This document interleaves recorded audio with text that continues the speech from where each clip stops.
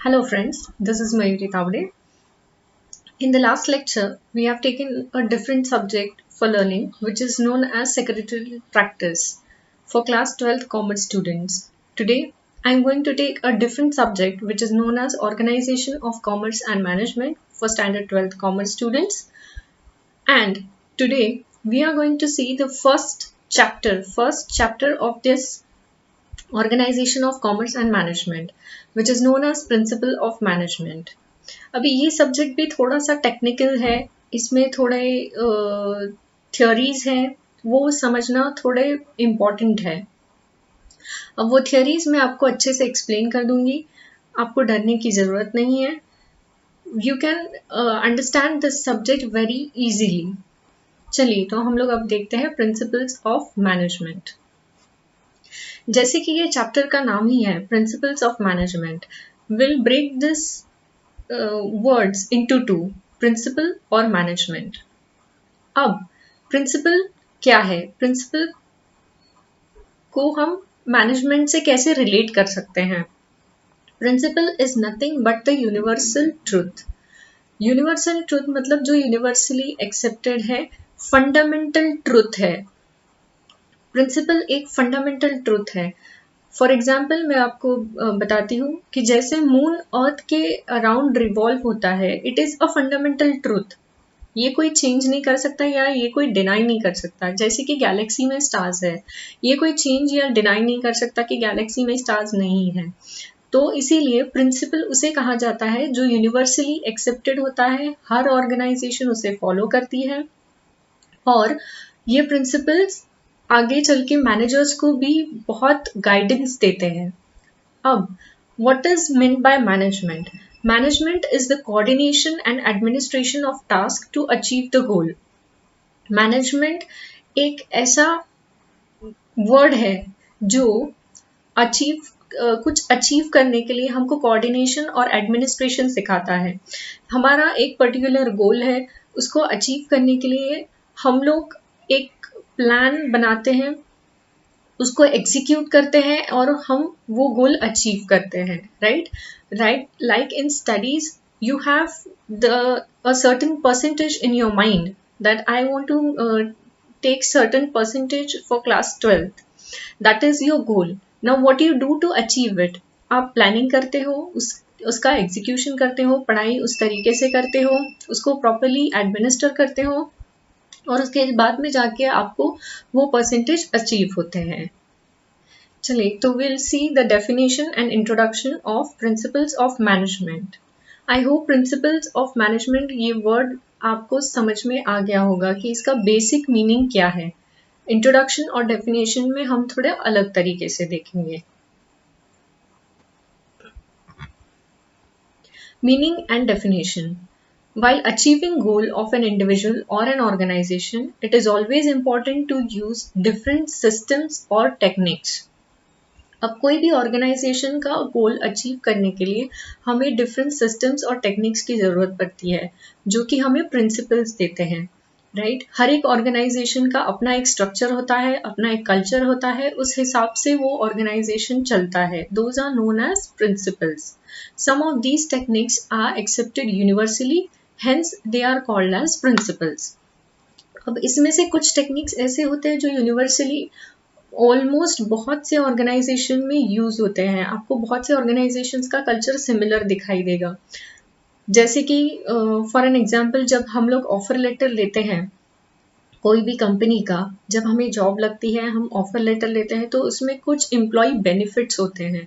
वो ऑलमोस्ट सारी कंपनीज के सेम ही होते हैं, बस थोड़ा एक दो बेनिफिट ऊपर नीचे होता है। तो that is an example of universally accepted principal. It provides guidance to managers to conduct all organizational activities on specific basis. ये managers के लिए specifically बहुत helpful होता है क्योंकि उनको डेली डिफरेंट एक्टिविटीज कंडक्ट करनी होती है, उनके नीचे सबॉर्डिनेट्स होते हैं, उनको संभालना होता है, एम्प्लॉयज होते हैं, उनको संभालना होता है। इसीलिए ये एक स्पेशल गाइडलाइन सेट करता है मैनेजर्स के लिए ताकि वो ये एक्टिविटीज स्मूथली कंडक्ट कर सके। It helps the managers to take effective decision and to achieve organizational goal. ये एक गाइड की तरह मैनेजर्स को सपोर्ट करता है प्रॉपर डिसीजन लेने के लिए और ऑर्गेनाइजेशनल गोल अचीव करने के लिए। अब इसका डेफिनेशन, प्रिंसिपल का डेफिनेशन हम लोग देखते हैं। Principle is defined as fundamental truth, जैसे मैंने आपको पहले बताया था कि it is a fundamental truth, universally accepted principle और preposition that serves as the foundation for a system or belief or behavior or for chain of reasoning। ये एक फाउंडेशन सेट करता है हर एक ऑर्गेनाइजेशन के लिए, उसके ऊपर ऑर्गेनाइजेशन का स्ट्रक्चर बिल्ड किया जाता है। In simple words, techniques or system which gives one directional result are called as principle। एक simple word में हम लोग इसको explain कर सकते हैं कि techniques और system go hand in hand। जो टेक्निक एक बार हमने इम्प्लीमेंट कर दी वो ऑर्गेनाइजेशन को एक डायरेक्शन देता है, या फिर जो सिस्टम हमने ऑर्गेनाइजेशन में सेटअप कर दिया काम करने के लिए, वो एक डायरेक्शन देता है हर एक एम्प्लॉय को कि उसे इस तरीके से काम करना है अगर ये ऑर्गेनाइजेशन में काम करना है तो उसी को हम प्रिंसिपल्स कहते हैं। जो सिस्टम और टेक्निक एक बेस सेट किया जाता है हर एक ऑर्गेनाइजेशन को काम करने के लिए, अपने एम्प्लॉय को काम करने के लिए, उसी को हम लोग प्रिंसिपल कहते हैं। अभी हम लोग एक एग्जाम्पल देखते हैं। For example, in cricket or in any other game, total play is designed and divided between the players according to their qualities and capabilities. In terms of management, it is called as division of work, which is one of the principle of management। यहाँ पे हमने cricket team का example लिया है। अगर हम अच्छे से वर्क बाइफरगेट नहीं करेंगे, अच्छे से वर्क उनका वर्क डिवाइड नहीं करेंगे, तो बॉलर को हम लोग बैटिंग नहीं दे सकते हैं स्टार्टिंग में, और बैट्समैन को हम लोग बॉलिंग नहीं दे सकते हैं। उसी तरह उनके जो स्किल सेट्स होते हैं उस तरीके से हमेशा जो टॉप बैट्समैन होता है वो टॉप में आता है और बाकी के सारे नीचे आते हैं। तो that is what is division of work, और प्रिंसिपल इसी को सपोर्ट करता है। Principle of management division of work को सपोर्ट करता है। अब हम देखेंगे nature of principles of management. Universally applicable, universally applicable जैसे मैंने पहले बोला था, मैंने एग्जाम्पल दिया था मून का, स्टार्स का, वैसे ही यूनिवर्सली एप्लीकेबल ये प्रिंसिपल्स होते हैं from top management, middle management and lower management. अब ऑर्गेनाइजेशन में ऐसा कुछ नहीं होता है कि टॉप लेवल मैनेजमेंट के लिए अलग रूल्स होते हैं, मिडिल लेवल मैनेजमेंट के लिए अलग रूल्स होते हैं और ग्राउंड लेवल मैनेजमेंट के लिए अलग रूल्स होते हैं। नहीं, प्रिंसिपल ऑफ मैनेजमेंट जहाँ पे इम्प्लीमेंट होता है वहाँ पे टॉप टू बॉटम सारे मैनेजमेंट को एक ही रूल अप्लाई होता है, एक ही प्रिंसिपल अप्लाई होता है। उसी तरीके से ऑर्गेनाइजेशन सक्सेसफुली चलता है। जनरल गाइडलाइंस, ये जनरल गाइडलाइंस प्रोवाइड करता है मैनेजर्स को ताकि वो इफेक्टिवली काम कर सके। जैसे फॉर एग्जांपल डिपार्टमेंट्स हैं, डिफरेंट डिफरेंट डिपार्टमेंट्स हैं, मार्केटिंग है, एडवर्टाइजमेंट है, एचआर है, इनके काम करने के तरीके अलग अलग होते हैं। तो ये अलग अलग डिपार्टमेंट्स को अलग अलग गाइडलाइन देते हैं और ये सारे डिपार्टमेंट्स को कोऑर्डिनेशन में रखने के लिए एक जनरल प्रिंसिपल या जनरल गाइडलाइन इशू की जाती है कि आप सारे डिपार्टमेंट्स को कोऑर्डिनेट करके एक साथ ही काम करना है। ऐसा नहीं है कि एचआर डिपार्टमेंट अलग से काम कर रहा है और मार्केटिंग डिपार्टमेंट अलग से काम कर रहा है, उनका आपस में कोई तालमेल नहीं है। Principles are formed by practice and experiment. Yes, systematic observation and experiments are conducted before developing them. Principles हमेशा प्रैक्टिस और एक्सपेरिमेंट करके ही डेवलप होते हैं। ये कोई ट्रायल एंड एरर का बेसिस नहीं है कि आज ये प्रिंसिपल अपना लिया कल दूसरा प्रिंसिपल अपना के देखते हैं, जो सक्सेसफुल होगा वही प्रिंसिपल हम लोग इम्प्लीमेंट करेंगे। नहीं, इसको हम लोग proper experiment, research and development करके उसको हम प्रॉपरली इम्प्लीमेंट करते हैं और उसी तरीके से प्रिंसिपल्स भी डेवलप हुए हैं ताकि ऑर्गेनाइजेशन स्मूथली चल सके। Flexibility can be change and modified according to the situation. ये फ्लेक्सिबल है, प्रिंसिपल्स हमेशा फ्लेक्सिबल होते हैं। ऐसा नहीं कि हमने एक प्रिंसिपल बना लिया तो उसी प्रिंसिपल पे हमको चलना है, नहीं, it has a flexibility according to the situation. It can mold itself. अगर situation favorable है तो आप आपके principles को mold कर सकते हो. अगर situation worst है, कोई employees अगर strike पे जाते हैं तो आप आपके principles पकड़ के वहाँ पे नहीं बैठ सकते हो. Obviously उनके लिए उनको समझाना और उनका स्ट्राइक पीछे लेना, उसके लिए आपको आपके प्रिंसिपल्स थोड़े बहुत मोल्ड करने पड़ सकते हैं. Behavioural in nature, it is a group activity, controls a group of persons and directs them to achieve one objective. Behavioural in nature का मतलब ये है कि ये एक ग्रुप एक्टिविटी है, ना कि इंडिविजुअल एक्टिविटी. ऑर्गेनाइजेशन में बहुत से डिपार्टमेंट्स काम करते हैं, उसमें बहुत से एम्प्लॉयज होते हैं. वो डिपार्टमेंट का अपना अपना एक टारगेट होता है जो कि एक ओनली वन ऑर्गेनाइजेशनल टारगेट से रिलेटेड होता है. ऑर्गेनाइजेशन का हर साल का एक टारगेट होता है, हर महीने का एक टारगेट होता है, क्वार्टरली एक टारगेट होता है.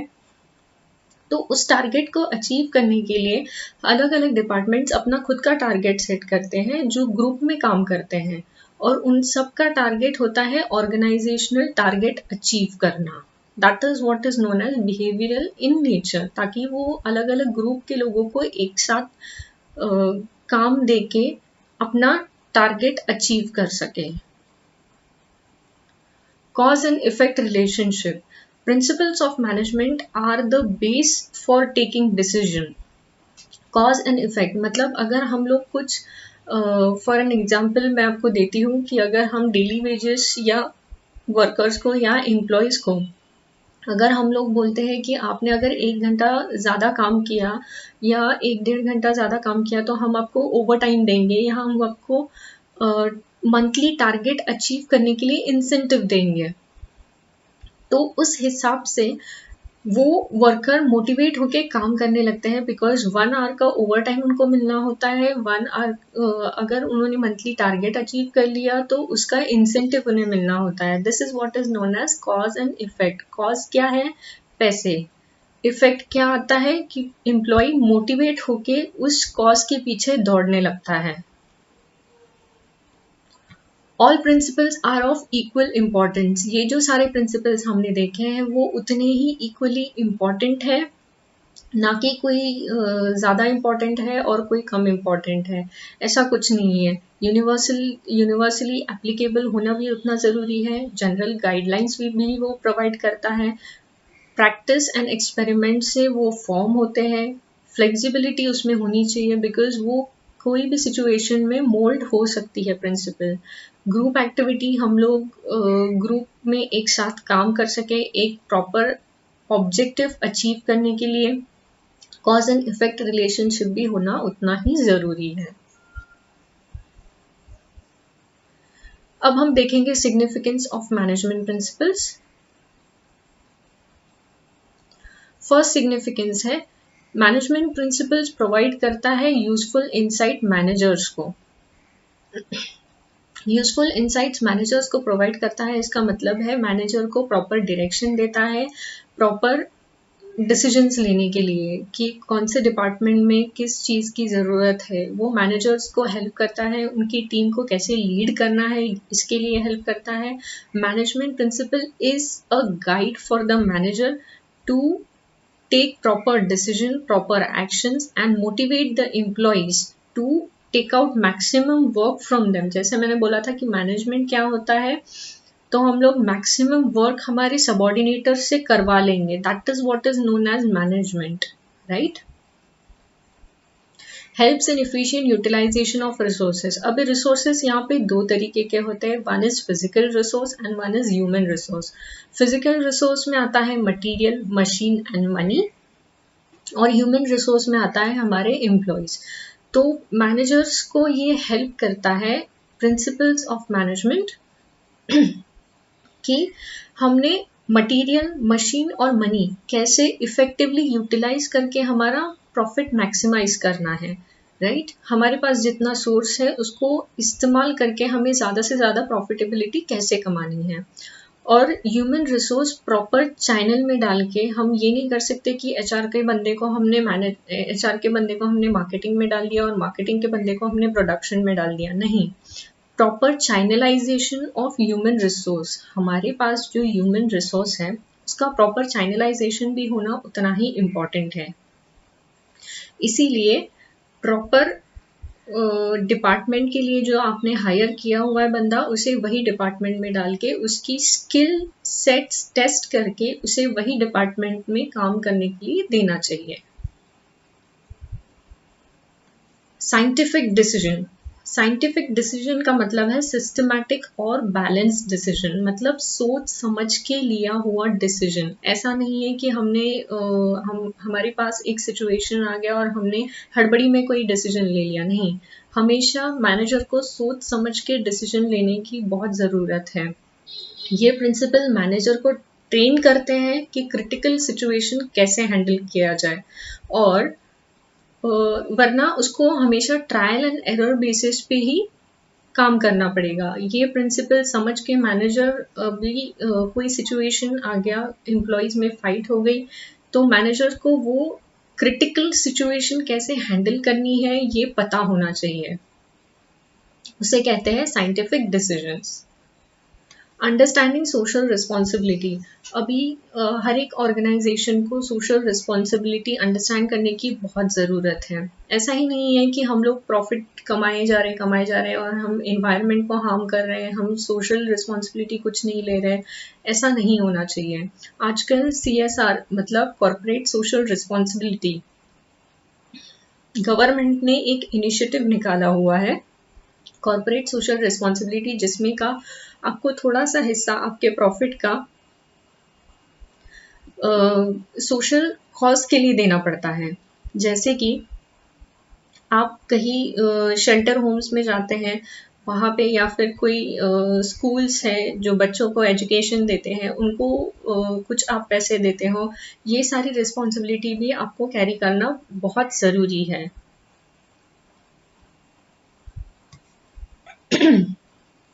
encourages research and development. Yes, management principles हमेशा रिसर्च एंड डेवलपमेंट को सपोर्ट करती है, बिकॉज बहुत से सिचुएशन ऐसे आते हैं कि जो हमें पता भी नहीं होते हैं, और हम लोग उस पर रिसर्च एंड डेवलपमेंट करके हम उसको रोक सकते हैं। जैसे कि फॉर एग्जाम्पल मैं आपको बताती हूँ कि अचानक से आपके ऑर्गेनाइजेशन से एम्प्लॉयज जॉब छोड़ के जाने लगे हैं, तो ये आपको समझ में नहीं आ रहा है कि वो क्यों जॉब छोड़ के जा रहे हैं। तो उसके लिए आपको रिसर्च एंड डेवलपमेंट करने की ज़रूरत पड़ेगी, एम्प्लॉयज से फीडबैक लेने की ज़रूरत पड़ेगी कि उनको क्या कमी महसूस हो रही है ये ऑर्गेनाइजेशन में, और उस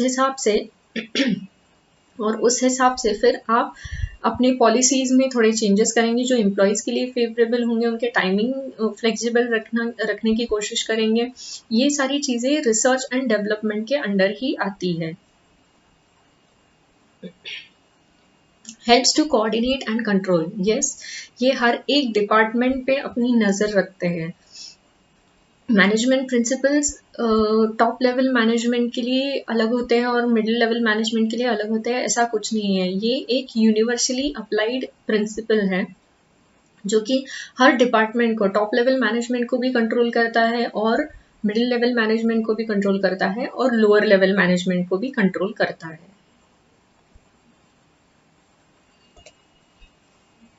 डेवलप्स ऑब्जेक्टिव अप्रोच, मतलब एम्प्लॉय यहाँ पे हमारा individual approach, individual objective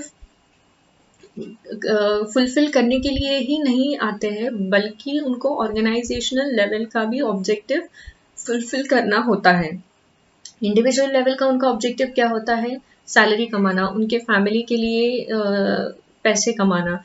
but organisation का एक मंथली, एनुअली या क्वार्टरली एक ऑब्जेक्टिव होता है कि उनको इतना प्रॉफिट कमाना है। तो इंडिविजुअल लेवल से लेके तो ऑर्गेनाइजेशनल लेवल तक हर एक इंडिविजुअल को अपना ऑब्जेक्टिव डेवलप करना बहुत ज़रूरी है, जो मैनेजमेंट प्रिंसिपल सिखाते हैं। अब थियरीज ऑफ मैनेजमेंट हम लोग देखेंगे। Management theories are the set of general rules that guide the manager to manage an organization. जैसे कि मैंने आपको बोला, principles of management और theories of management ये इसीलिए बनाए गए हैं ताकि वो managers को guide कर सके. Organization में वो कोई भी problem face करते हैं या कोई भी decision, critical decision उनको लेना है, तो उसके लिए ये theories और ये principles उनको help करते हैं, उनके लिए as a guide आते हैं. Theories are an explanation to assist employees to effectively relate to the business goals and implement effective means to achieve the same. Theories कुछ नहीं है, but ये एक explanation है employees के लिए कि वो अपने individual goals, organizational goals से कैसे relate करें और दोनों goals कैसे achieve करें. Various management thinkers have introduced theories which are based on different approaches. अब यहाँ पे बहुत से मैनेजमेंट गुरुज हम लोग बोल सकते हैं कि यहाँ पे हैं, उनमें से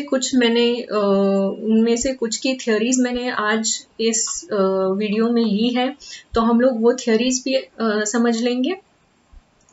Various management thinkers has introduced theories which are based on different approach. हर एक का अप्रोच अलग है, हर एक ने अपने अपने हिसाब से मैनेजमेंट थियोरीज डिजाइन की है. Management thinkers such as Frederick Winslow Taylor, Elton Mayo, Henry Fayol etc. has introduced the theories which are based on different approaches. ये सारे मैनेजमेंट गुरुज हैं, इन्होंने अपने अपने हिसाब से मैनेजमेंट थियोरीज डिजाइन की है. These theories are applicable in all types of organization.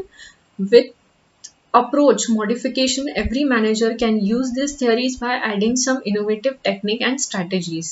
It means these old theories are the basis of modern management theories. ये पुरानी theories ऐसे नहीं है कि ये उस जमाने की theories है तो ये आजकल के ज़माने में applicable नहीं होंगी, ऐसा नहीं है. वो theories आज भी organization में apply की जाती है. Organization, workforce and society are facing some problems such as centralization of authorities, stress, low motivation, environmental issues, behavioral problems, health problems, work-life balance, accountability, etc. तो हमारे सोसाइटी में हम ये सारी प्रॉब्लम्स फेस कर रहे हैं आजकल. Stress, low motivation, environmental issues, behavioural problems, health problems, ये सारी चीज़ें हैं. Theories of management definitely provide solution in such issues to the management people.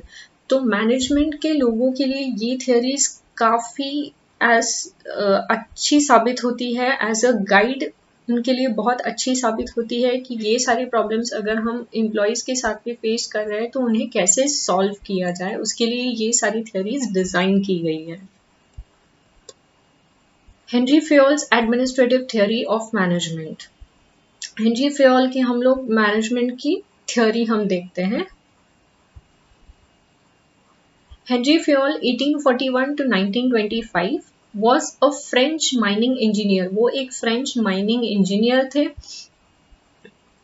जो एक सक्सेसफुल इंडस्ट्रियलिस्ट और सक्सेसफुल मैनेजर के तौर पे बहुत अच्छा काम करते थे. He started his career as a mining engineer in a French mining company and rose to the position of the chief managing director. वो एक फ्रेंच माइनिंग कंपनी में as a chief managing director काम करते थे. After conducting many experiments and observation in the organisation, उन्होंने बहुत सारे experiments और ऑब्जर्वेशंस देखे जहाँ पे वो काम करते थे. अपने साथ वाले एम्प्लॉयज़ का ऑब्जर्वेशन करके उनके एक्सपीरियंसेस लेके उन्होंने 14 प्रिंसिपल्स ऑफ मैनेजमेंट ये डेवलप की है. ये उनके फेमस बुक में उन्होंने लिखी हुई है, general and industrial administration. Due to his contribution of development of managerial thoughts he is called as father of modern management. उनको फादर ऑफ मॉडर्न मैनेजमेंट ये नाम बहाल किया गया है. तो इन्होंने 14 प्रिंसिपल्स ऑफ मैनेजमेंट डेवलप की है. आइए हम लोग देखते हैं ये 14 प्रिंसिपल्स ऑफ मैनेजमेंट क्या है. 14 principles are summarised as follows. Principle of division of work. Henry Fayol ने हमेशा बिलीव किया है कि डिवीजन ऑफ वर्क बहुत इम्पॉर्टेंट है. एक बंदा सारा काम नहीं कर सकता.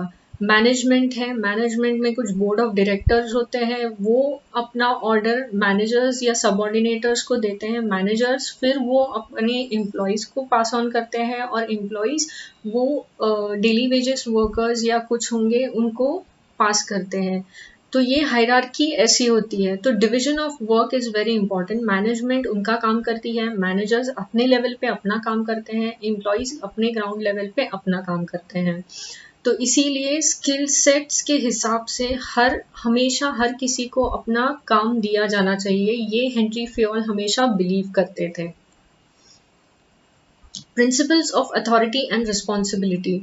तो अथॉरिटी मतलब कोई एक बंदा या ऐसा होना चाहिए डिपार्टमेंट में जो वो अथॉरिटी, जिसके पास वो अथॉरिटी है और रिस्पॉन्सिबिलिटी भी लेता है उस चीज़ की कि वो काम वो सक्सेसफुली पूरा करे, उसे कहा जाता है मैनेजर। मैनेजर के अंडर 9 to 10 एम्प्लॉयज़ होते हैं। उसकी रिस्पॉन्सिबिलिटी होती है कि अगर वो मार्केटिंग डिपार्टमेंट का मैनेजर है या सेल्स डिपार्टमेंट का मैनेजर है तो वो सेल्स और मार्केटिंग में जो टारगेट दिया गया है वो रिस्पॉन्सिबिलिटी लेके अचीव करे, और उसके पास वो अथॉरिटी भी होती है कि एम्प्लॉयज़ को वो ऑर्डर दे कि किस तरीके से वो काम करना है। Principle of discipline. डिसिप्लिन होना बहुत ज़रूरी है। जैसे कि हम लोग अभी देखते हैं कि हम लोग कोविड-19 का ही एग्जाम्पल लेते हैं।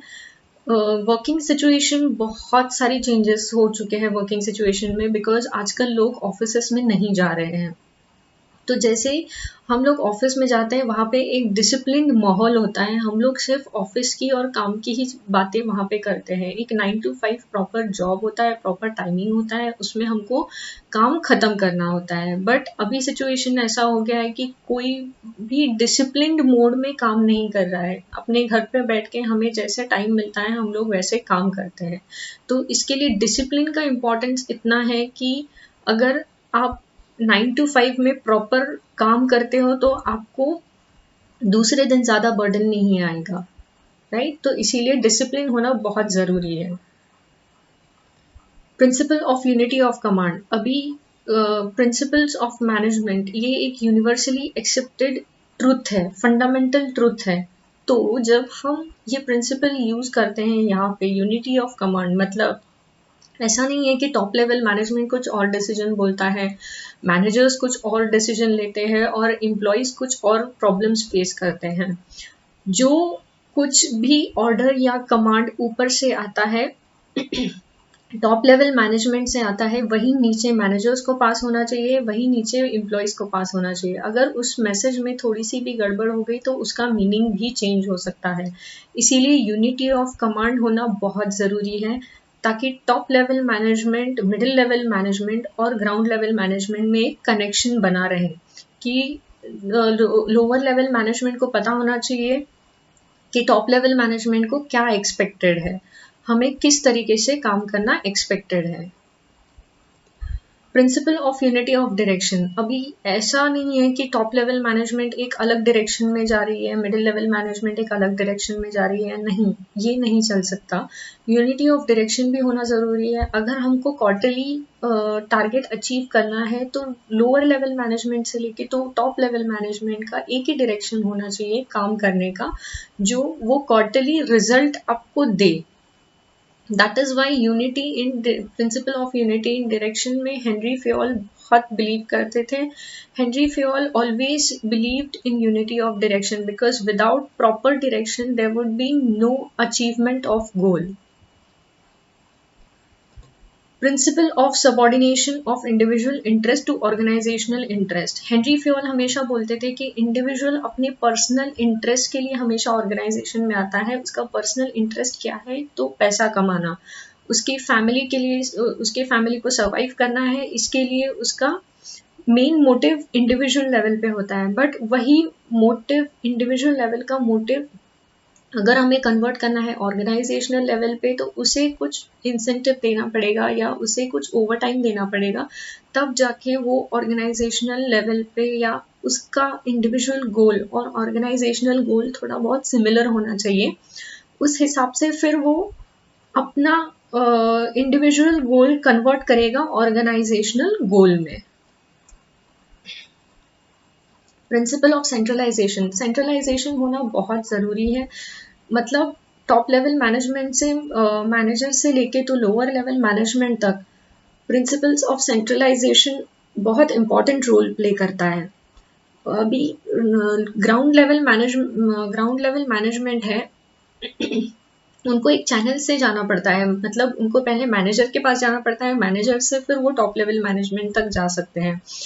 कोई कोई ऑर्गेनाइजेशंस में ऐसा भी होता है कि lower level management directly top level management से कांटेक्ट कर सकते हैं, उसको बोलते हैं प्रिंसिपल ऑफ सेंट्रलाइजेशन। मतलब कोई भी कभी भी किसी को भी कांटेक्ट कर सकता है, उसमें कोई ऐसी रुकावटें नहीं है कि आप टॉप लेवल मैनेजमेंट से अभी बात नहीं कर सकते हो, आप आपके मैनेजर से अभी बात नहीं कर सकते हो। No, they are open to all communications. That is what is known as principle of centralisation. और हेनरी फ्योल हमेशा इसमें बिलीव करते थे, बिकॉज लोअर लेवल मैनेजमेंट के प्रॉब्लम्स हमेशा टॉप लेवल मैनेजमेंट को नहीं समझ में आते हैं, बिकॉज बीच में मिडिल लेवल मैनेजमेंट होता है।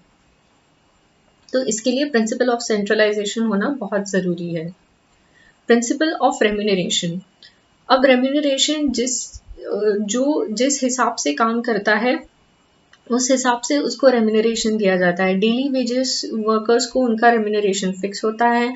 उसके बाद में जो एम्प्लॉयज ऑफिसेस में काम करते हैं उनकी डिग्री के हिसाब से रेम्यूनरेशन फिक्स किया जाता है, उनकी नेचर ऑफ वर्क के हिसाब से रेम्यूनरेशन फिक्स किया जाता है। That is very vital important. It is very important to fix the remuneration according to the nature of the work. Henry Fayol हमेशा नेचर ऑफ द वर्क पे ही believe करते थे कि उनका नेचर ऑफ वर्क कैसा है उसी हिसाब से हम लोग रेम्यूनरेशन फिक्स करेंगे। किसी को ज़्यादा नहीं मिलना चाहिए, किसी को एकदम कम नहीं मिलना चाहिए। Principle of scalar chain. Scalar chain का मतलब क्या है कि एक सबऑर्डिनेट है, वो अपने एम्प्लॉयज़ को अगर उसके पास 10 एम्प्लॉयज़ है तो वो एक एक एम्प्लॉय को अलग अलग मैसेज नहीं पास कर सकता है। उसको यूनिवर्सली एक ही मैसेज उनको पूरा सर्कुलेट करना पड़ेगा। अगर उसको पूरे डिपार्टमेंट से एक ही तरीके का काम करवा लेना है, वो एक एम्प्लॉय को अलग मैसेज, दूसरे एम्प्लॉय को अलग मैसेज ऐसा नहीं दे सकता।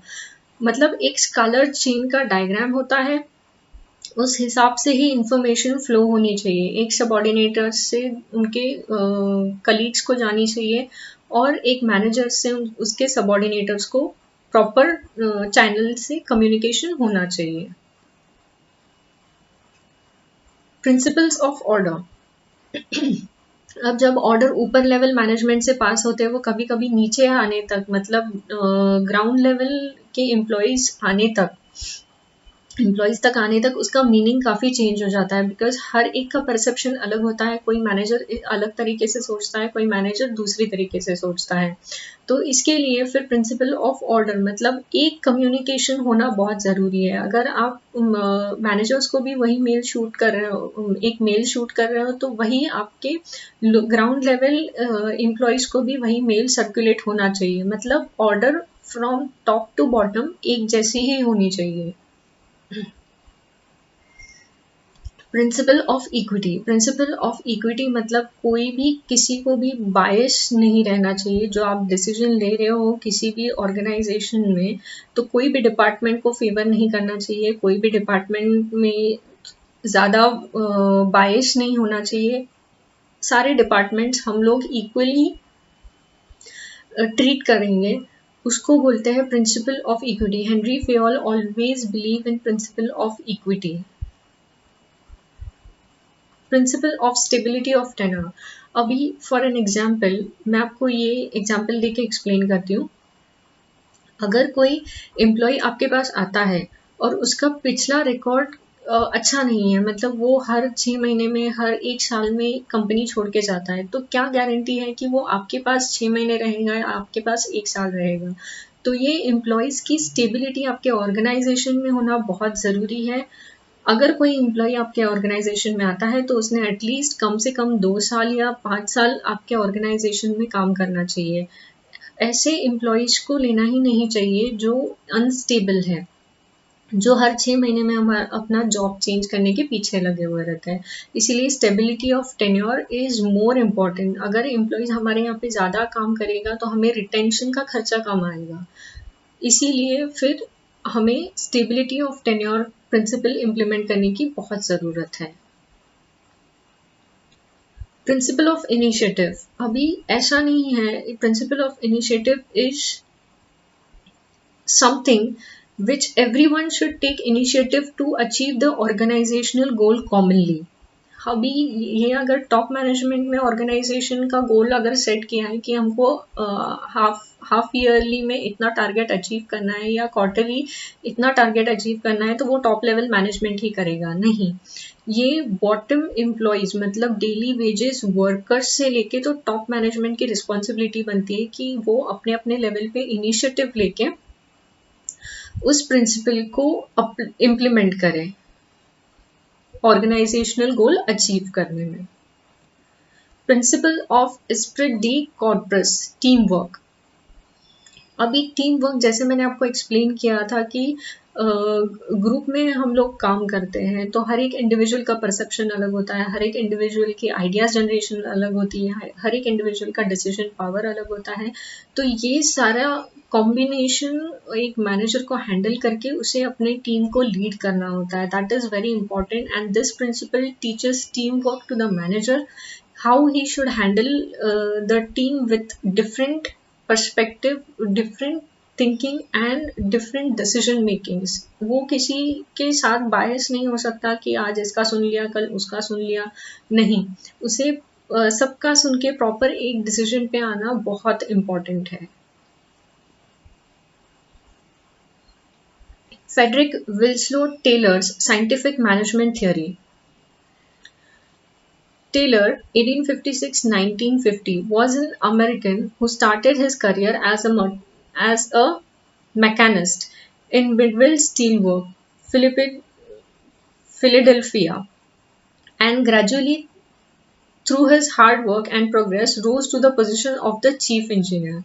He introduced his observation and experiment based on scientific data. Taylor's approach towards management is termed as scientific management. For this contribution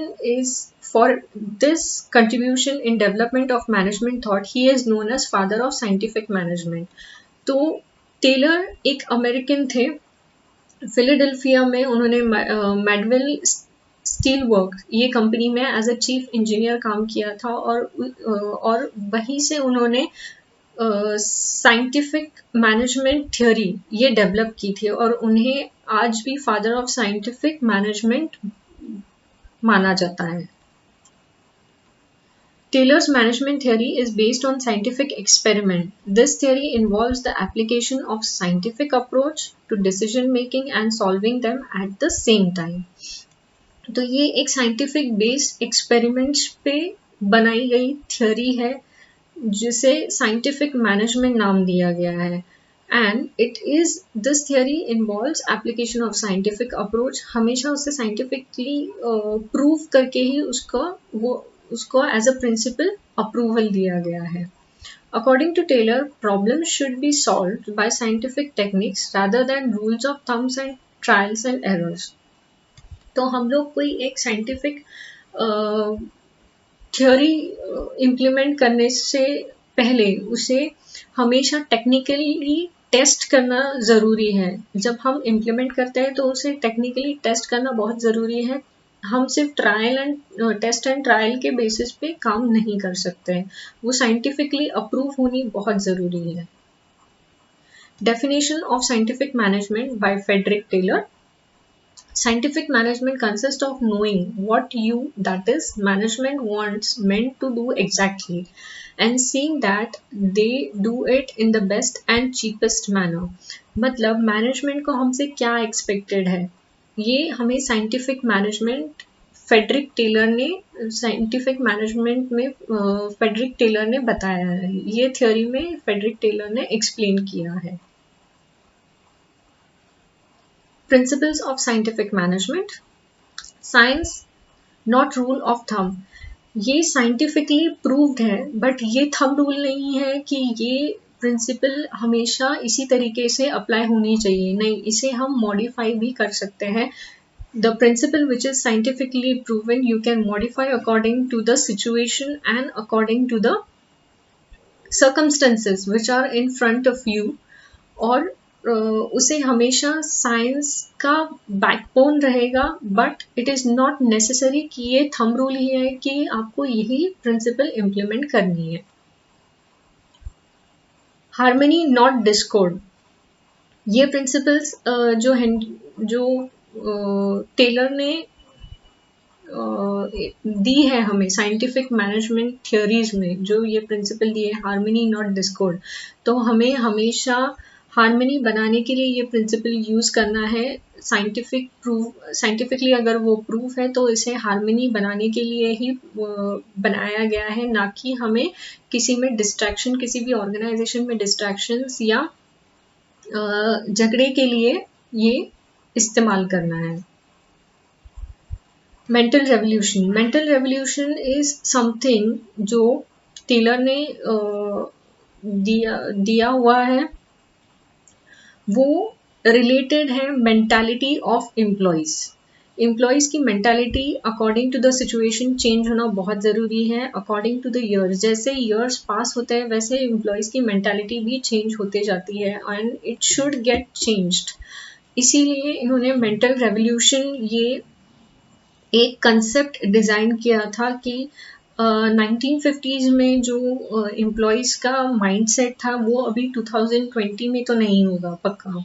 तो जो रेवोल्यूशन 1950s से तो 2020 तक आया है, इसमें काफ़ी डिफरेंस है. That is what is known as mental revolution, changing your mindset according to the situation. Cooperation not individualism, cooperation not individualism. Word में ही सब कुछ आता है कि हमने ग्रुप एक्टिविटीज में ग्रुप में ही काम करना है to achieve a particular organisational goal and not on individual level. आप अकेले सारे काम नहीं कर सकते, इसीलिए एक मैनेजर होता है, मैनेजर के ऊपर मैनेजमेंट होता है, मैनेजमेंट उनको डायरेक्ट करते हैं और मैनेजर्स एम्प्लॉयज को डायरेक्ट करते हैं. डिवीजन ऑफ रिस्पॉन्सिबिलिटी, टेलर भी हमेशा डिवीजन ऑफ रिस्पॉन्सिबिलिटी पे ही भरोसा करते थे, बिकॉज जब तक आप रिस्पॉन्सिबिलिटीज डिवाइड नहीं करते हो वो बंदा उसकी रिस्पॉन्सिबिलिटी लेके खुद होके काम नहीं करेगा. You have to dilute them with the work, you have to divert them with the work. उनकी रिस्पॉन्सिबिलिटीज उनको समझाना ज़रूरी है कि आपकी ये रिस्पॉन्सिबिलिटी है, आपको ये काम करना है. That is more important. Development of employer and employee for greater efficiency and maximum prosperity. Development of employer and employee for greater efficiency and maximum prosperity. Employer और employee का relation इसमें स्मूथ होना बहुत ज़रूरी है, ना कि एम्प्लॉयर अपने ही हिसाब से काम कर रहा है और एम्प्लॉई ऑर्गेनाइजेशन छोड़ के जा रहे हैं, ये सारी चीज़ें हो रही है. नहीं, हमें एम्प्लॉयर और एम्प्लॉई में हमेशा कुछ अच्छे से वो स्मूथली ऑर्गेनाइजेशन में काम कर पाए, इस तरीके की प्रिंसिपल डेवलप करना बहुत ज़रूरी है. Techniques of scientific management: work study, time study, method study, motion study and fatigue study. Work study के under techniques of scientific management मतलब वर्क स्टडी फर्स्ट हमारा है, उसके सब पॉइंट्स है time, method, motion and fatigue. Work study related है पूरे work का जो इन्वायरमेंट होता है. एम्प्लॉई 9 to 5 किस स्ट्रेस से जाता है, कितना टाइम लेता है एक पर्टिकुलर काम को पूरा करने के लिए, किस तरीके से करता है, किस मोशन में करता है और उसे कितना स्ट्रेस आता है. ये सारा स्टडी करने के लिए वर्क स्टडी ये एक टेक्निक डेवलप की है टेलर ने, जो उनको साइंटिफिकली प्रूवन है. टाइम स्टडी, अब हम टाइम स्टडी पे आते हैं.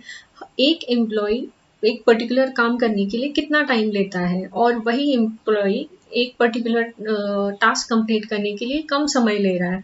तो हम ऑब्वियसली जो एम्प्लॉय कम समय लेता है हम उसी को वो टारगेट या वो काम सौंप देंगे. इसके लिए हमारा टाइम भी बचेगा और हमारा काम भी इफेक्टिवली और एफिशिएंटली हो जाएगा।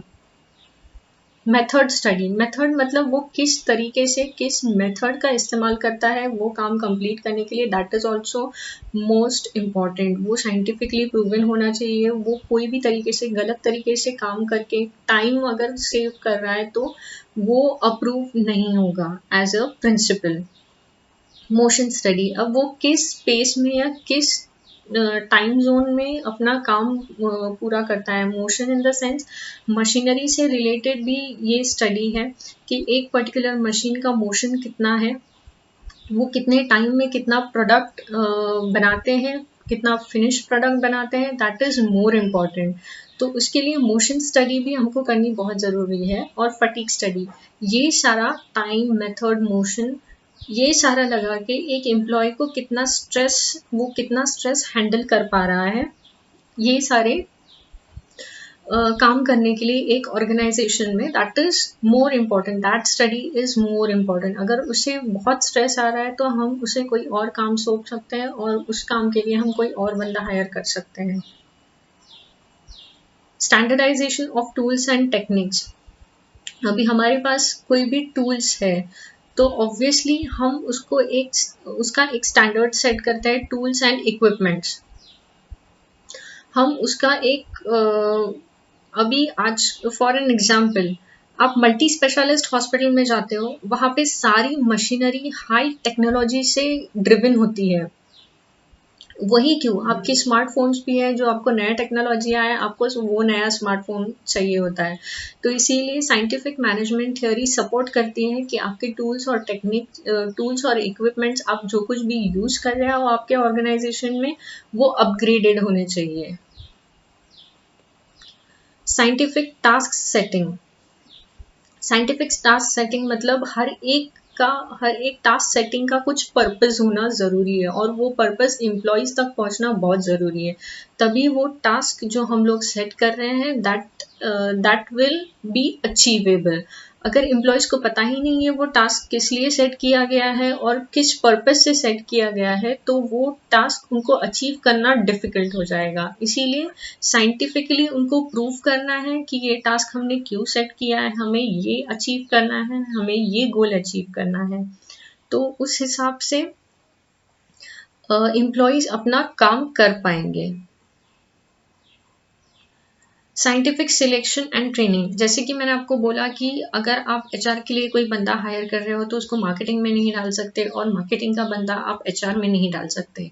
इसी तरीके से साइंटिफिक एक प्रॉपर हायरिंग स्ट्रक्चर आपके ऑर्गेनाइजेशन का होना चाहिए और उनको किस तरीके से ट्रेन करके वो आपको इम्प्लीमेंट करना है, उसका वो एम्प्लॉय ट्रेन होके उसका प्रॉपर यूटिलाइजेशन आपको आपके ऑर्गेनाइजेशन में करना है। That is what is known as scientific selection and training. एक प्रॉपर बंदा अगर वो एचआर के लिए सिलेक्ट हुआ है तो उसे प्रॉपर ट्रेनिंग एचआर के हिसाब से ही देनी चाहिए और उसका प्रॉपर यूटिलाइजेशन आपके ऑर्गेनाइजेशन में होना चाहिए।